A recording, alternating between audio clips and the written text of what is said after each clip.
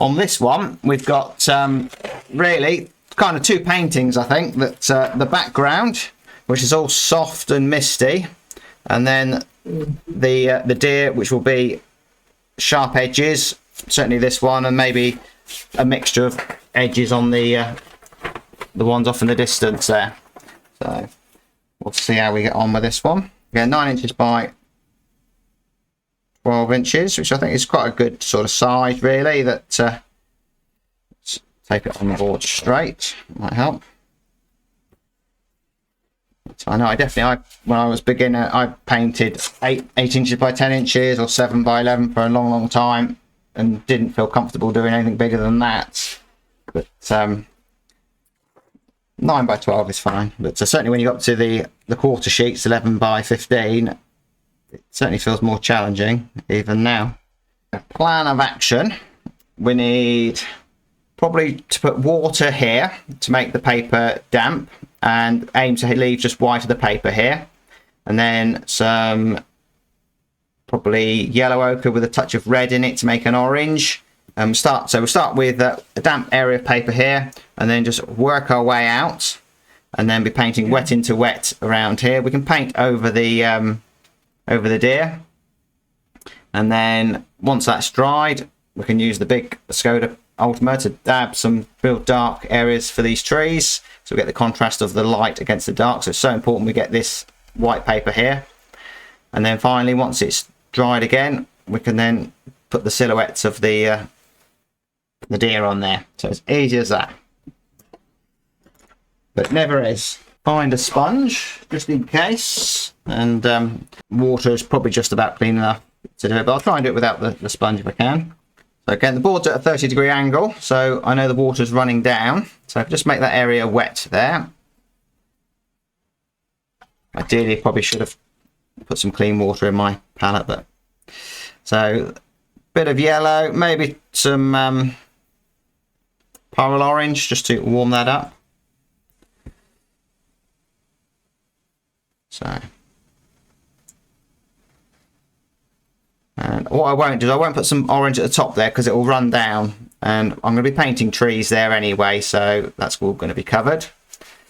So using the Rosemary & Co Sable blend size 14, so a slightly bigger brush, we can paint over all that lot down there.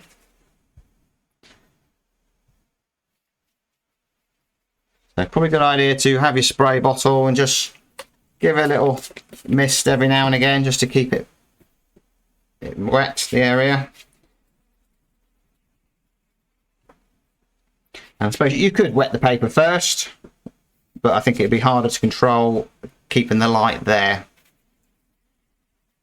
So more pyrrole orange, go really strong down here, and because the paper's damp, that will dilute quite a bit, so it might look a little bit strong at the moment. And go in there, a little bit in there, and then we need to grey that off. Let's just give it another spray.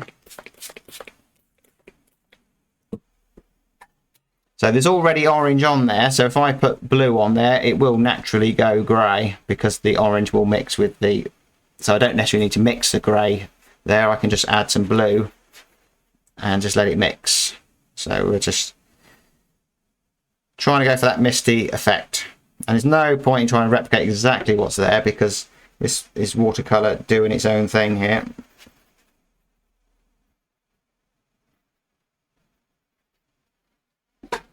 Now that's quite possibly enough there, so could just lift out a little bit of paint there for a bit of mist. I'm just cleaning my brush off, just lifting a little bit there.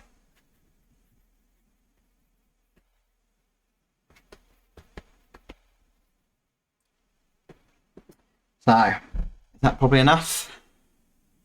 Could go a little bit darker over this side because that's too similar to that side, so just add some slightly thicker paint and mix that orange and the blue, but make sure it's still damp, the paper.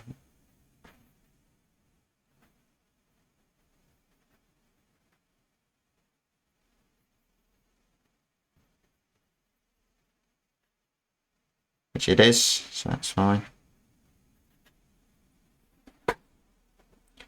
And because the paper, I added a lot of water on here, the paint I've put in on has diluted quite a bit, so we'll just maybe just add a little bit more on that side as well. Little spray for luck, and then we can dry that off, I think. So, didn't need to use the sponge, but if for some reason that this orange went into there and I lost that area of white, I could use the sponge to lift it back out again. And maybe I'll just dab in here, because that's where I'm going to be painting trees anyway, just to have a bit of light up there. Right, stop messing around with it and dry it off.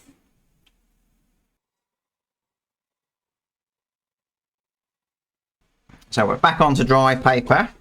So now I'll use the Skoda Ultimo brush, that one there, and I'll mix some Pyrrole orange to put the orange there, and then paint wet into wet and go darker as we get further away from the source of light. So this is where we need to get our paint and water ratio correct, because we don't want weak areas here, because you'll have to do it again and then you just lose the freshness.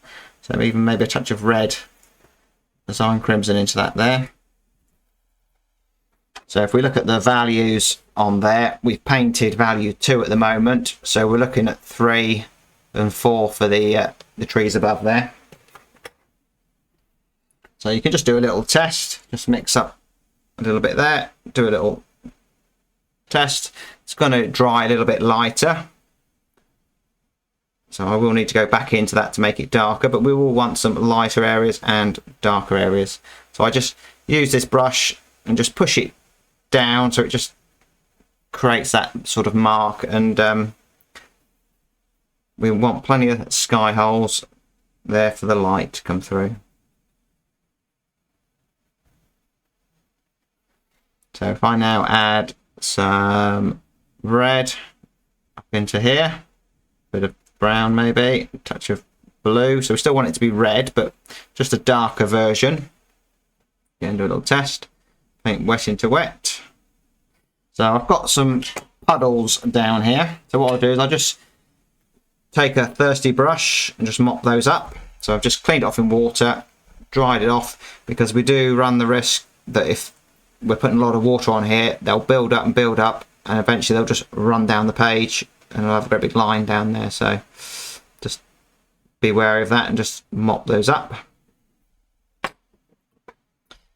And if we're adding some darker areas to these, there's already a lot of water on there, so you need to have thick paint, not watery paint.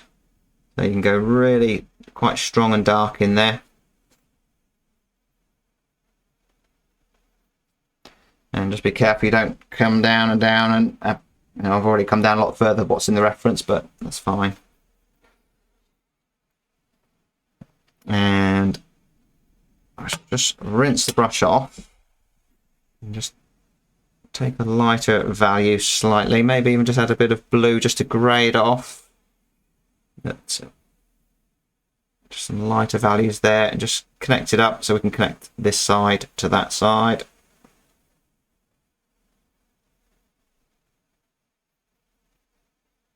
And if you want a lighter value in there, we could just dab it with a tissue. That'll just lighten the value there. Same in there, but just keep turning your tissue over so you're using a clean bit. Let's get some more tissue on the go. So now we're on to the, looks to be just a dark, doesn't really matter. So I've just added some ultramarine blue and some Hansa yellow to there, maybe a bit of neutral tint. Just a dark value in there. Again, wet into wet. So we add connection.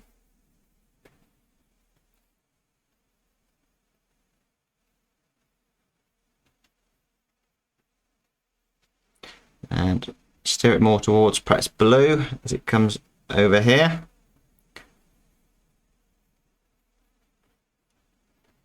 Overhanging tree.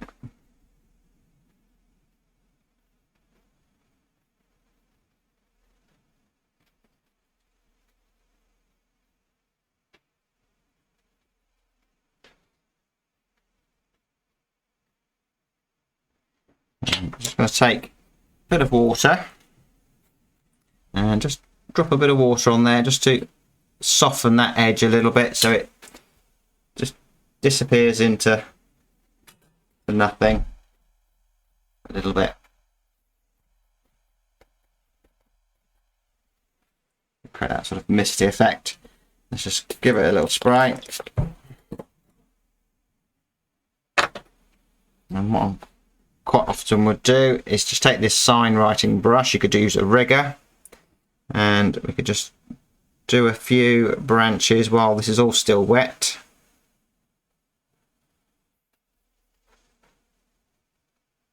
I'm going to do a few stray leaves as well, but it's just a way to just connect it all up as well. So if you enjoy this loose style of watercolour, please hit that like and subscribe, and don't forget to hit the notification bell so you don't miss any videos. And check the link in the description where I've got some membership options for English speakers. The website is the best place to be, and if you don't speak English and you like the translations provided by YouTube, you can join the YouTube membership.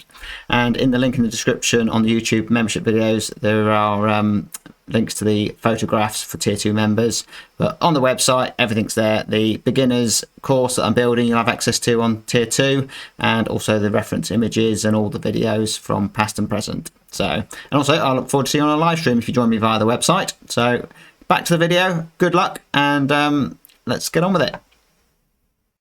That's enough. So probably next will be the deer. So we're painting these ones off in the distance. They've got less detail than this one, although there's still not really any detail on this one. That it's quite nice that the grass that flicks up against the deer here. Got two options.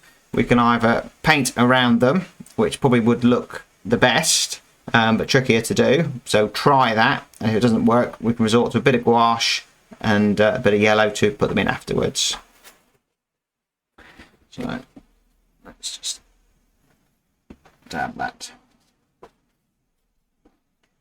A smaller brush for a bit more control.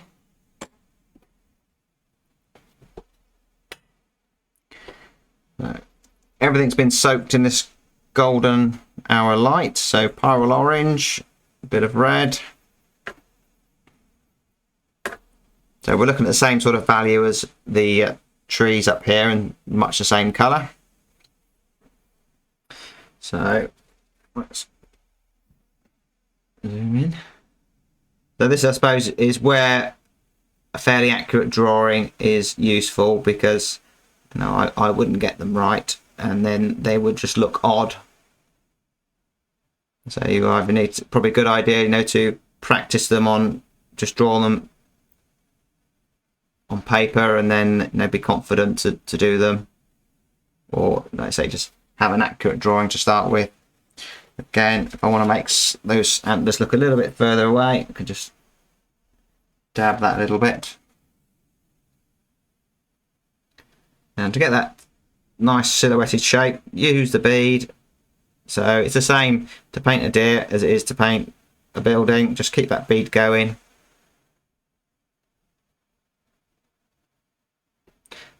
Leave a little bit of a highlight there for the back of the deer. The more we can do by not using gouache, the better. Gouache is there as a get us out of jail, but if we can do it with leaving the paper behind, it looks better.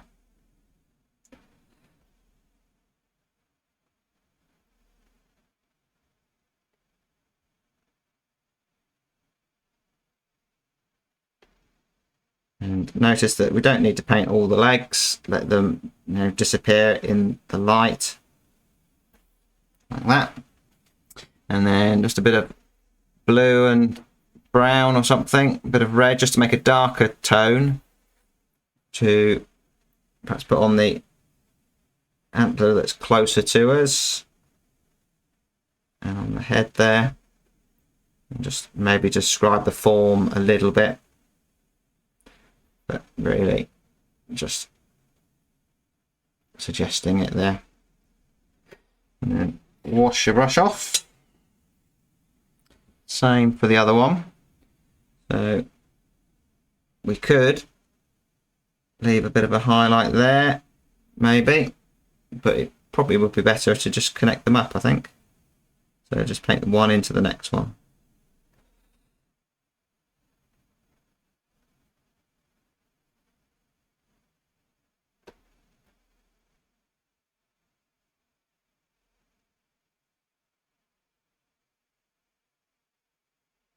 And as long as we get the front deer to look like a deer, the viewer's eye will just be convinced that these are deer, even if we don't get them perfect. Again, just lose the legs in there. So if we can get that little highlight there, that's good. Again, just put in a dark, wet into wet. The little suggest the form.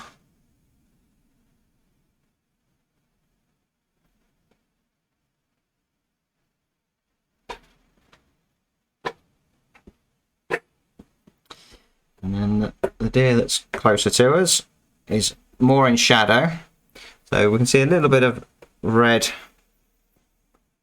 along the back here.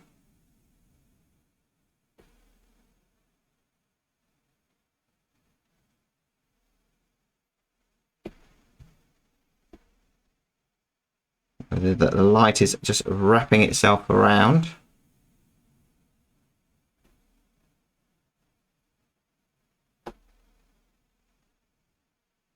And that side. Maybe even a little bit around that side. So just mop up that. And then some neutral tint for a darker mix, stronger paint.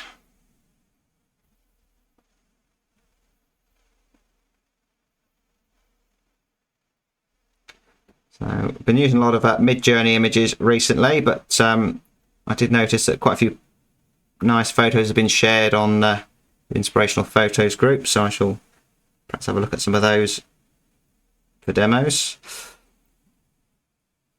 So try and leave a few little areas of light, which could be blades of grass. But it's not the be all and end all, because we could use a bit of gouache.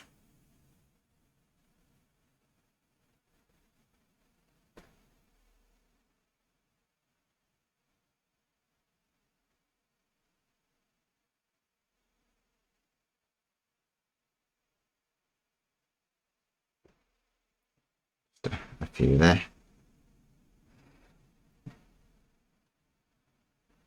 Because painting around things takes time, and you could sacrifice the wash. So that's why you've got to be careful, and ask yourself, is it better to get a good wash and use a bit of gouache to put those highlights in?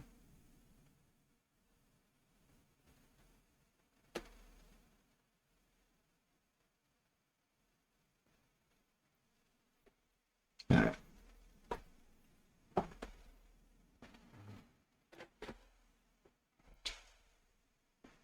Again, towards the end of these antlers, they go a little bit more towards red as the lighter effects are happening.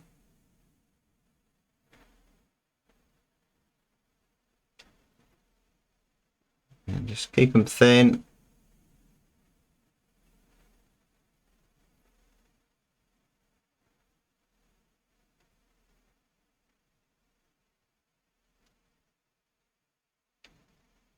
Oh, that's going to do that more towards the red at the top there.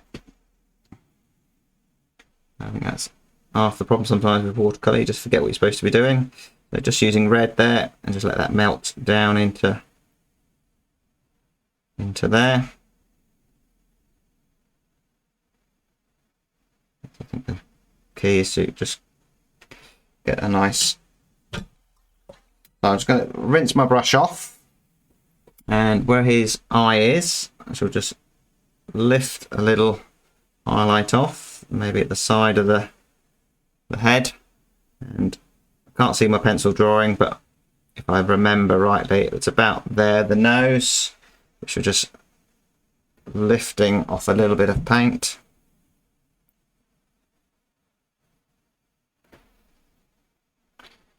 And just perhaps pay closer attention to the shape. I've not got the ear shape particularly well, so, but be careful because you could end up making him look like Dumbo, with bigger ears. So sometimes it's better just to sacrifice a little bit. Just lifting off a little bit there.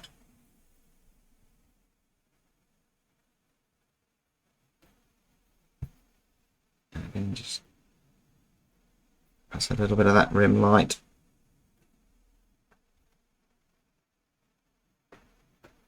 It's starting to dry, so I need to stop fiddling around with it. So once that's dried, I could just put in a little bit of a dark for the nose, or just let it dry a little bit. Probably better to put it in when it's slightly damp, so it will not look stuck on.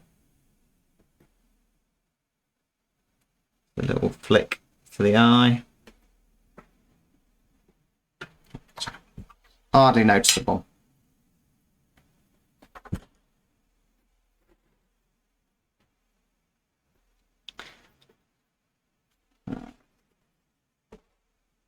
Make any final adjustments while the paper's still damp. That could perhaps do with a more of a point.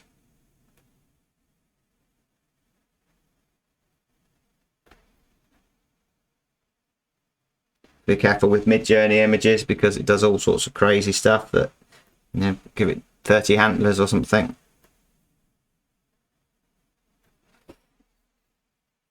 That's fine. So all we need to do now is to put the foreground in. So we've got layers really. We've got the lighter values in here. So now we need some, again, pale orange, and then we start adding a bit of blue in it to make it slightly more neutral, and then finish with the dark areas here. So very similar to what we've got up here, but just different shapes down here. So back to the big brush. Some pyrrole orange, and what I would sometimes do is just take my brush and just drop a bit of water there. Just try not to splash any up here, and you can even just drop it on there. That's what you don't want to do. It might be taken just to dab it on there, maybe just dab a bit of water, and what that will do is when you put these marks in here, it'll dilute the paint in areas and you get a nice effect. So we're just looking now to connect all this up. So there's possibly too many hard edges there. So again, just take some water and just manipulate those a little bit.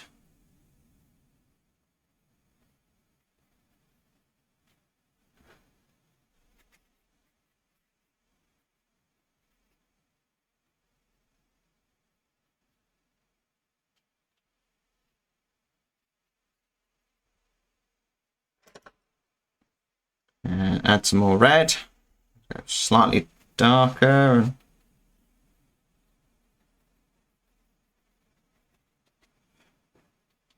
and then some blue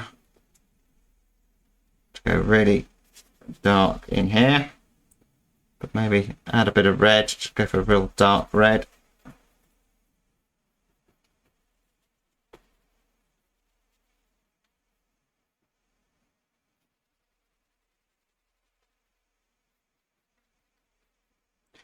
And I'll take that sign writing brush, Some neutral tint, bit of red.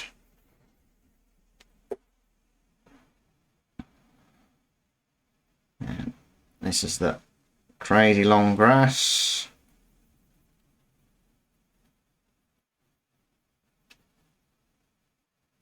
It's dry up here, so get hard edges. Just some pyrrole orange.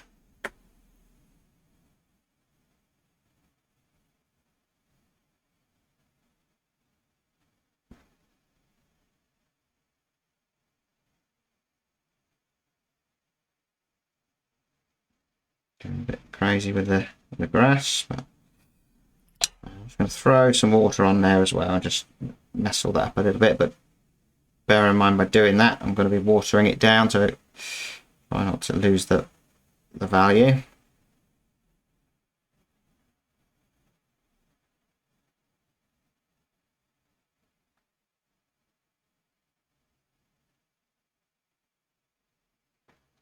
And then dry that off. Maybe even just scratch off a few little bits in there.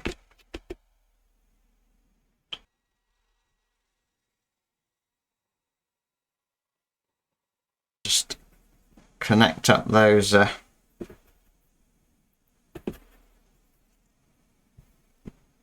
areas there where I left the blades of grass.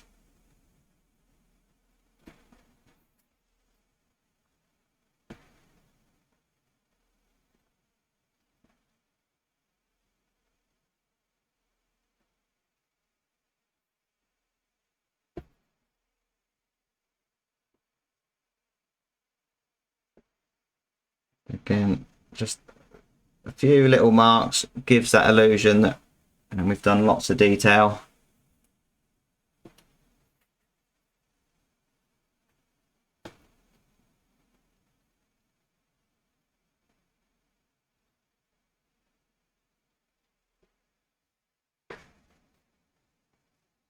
That's probably enough. Let's take away that reference picture so we're not comparing ourselves to that.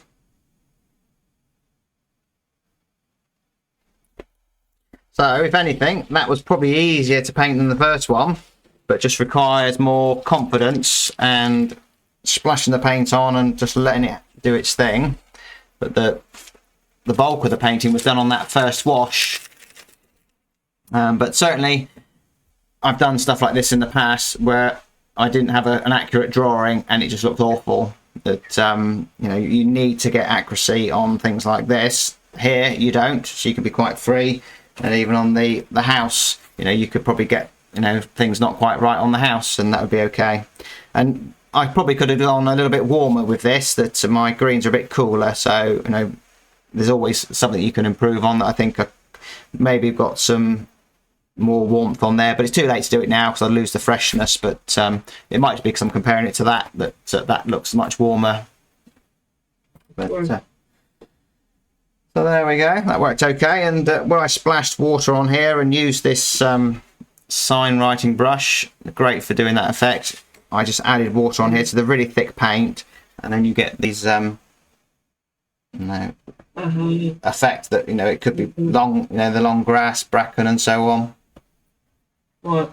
The water and the white of the paper with watercolour is so powerful that it just really makes everything so bright that your instinct perhaps would be to paint it yellow, because we know the sun is yellow, you know, but it's not, you know, white light, you know, that's the brightest we can go with watercolour.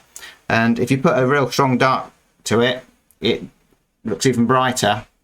So definitely use the white of the paper.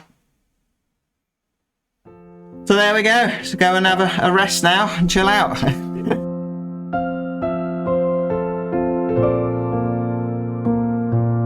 There you go, hopefully you enjoyed that. Please do hit the like and subscribe. Check out the links in the description and watch this video next if you enjoyed this one, because you're going to love this one.